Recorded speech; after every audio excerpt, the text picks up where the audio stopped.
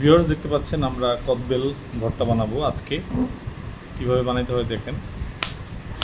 যদি কদবেলটা পাকা থাকে তাহলে কিন্তু এই বাড়ি দিলেই কিন্তু ভেঙে যাবে। ধরুন এই যে এটা হচ্ছে গাছের কদবেল, এই যে দেখতে পাচ্ছেন কালারটা একদম পুরোপুরি পাকা। এটা এভাবে ভাঙতে হবে। এরপরে হচ্ছে এই যে দেখতে পাচ্ছেন জোরে বাড়ি দিলেই কিন্তু কদবেলটা ভাঙা যায়। যদি পাকা হয় তাহলে বাড়ি দিলেই কিন্তু ভেঙে যাবে। এই যে দুইটা কদবেল দেখতে পাচ্ছেন কালারটা একেবারে পাকা। সো এটা এখন ভর্তা বানাবো কীভাবে দেখতে পাচ্ছেন। ভিউয়ার্সে যে কদবেলটা আগে হচ্ছে এইভাবে চামচ দিয়ে যদি পাকা হয় সাথে সাথে কিন্তু আপনারা ইয়ে করতে পারবেন। দেখছেন একদম পাকা।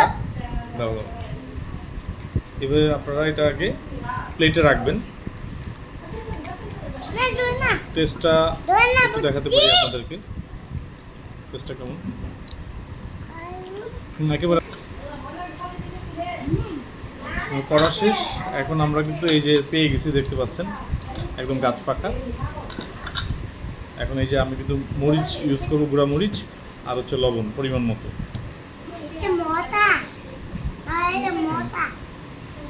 যে পরিমাণ মতো লবণ দিয়ে দিচ্ছি, তারপর একটু মরিচের গুঁড়া দিয়ে দিব পরিমাণ মতো। আপনারা কাঁচা মরিচও ব্যবহার করতে পারেন, আবার হচ্ছে ধনিয়া পাতা ব্যবহার করতে পারেন, ধনিয়া পাতা থাকলে।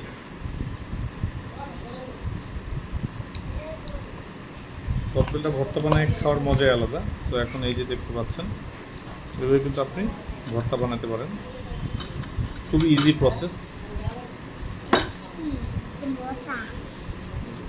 এভাবে মেখে নিতে হবে, হাতটা পরিষ্কার করে তারপর আপনারা মেখে নেবেন। চামচ দিয়ে মাখতে পারেন। টেস্টটা দেখি।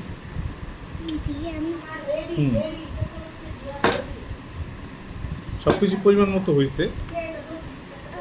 একটু লবণ দিয়ে দিই যদি একটু টক টক থাকে, আর ঝালটা একটু ঝাল দিয়ে দিচ্ছি। দাও দাও তোমরা ধরো না, আমি করতেছি।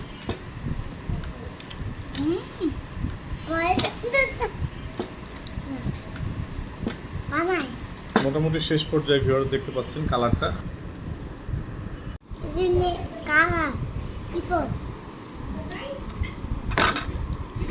মোটামুটি তৈরি হয়ে গেছে। আমার কদবেল ভর্তা দেখতে পাচ্ছেন খুবই সুন্দর।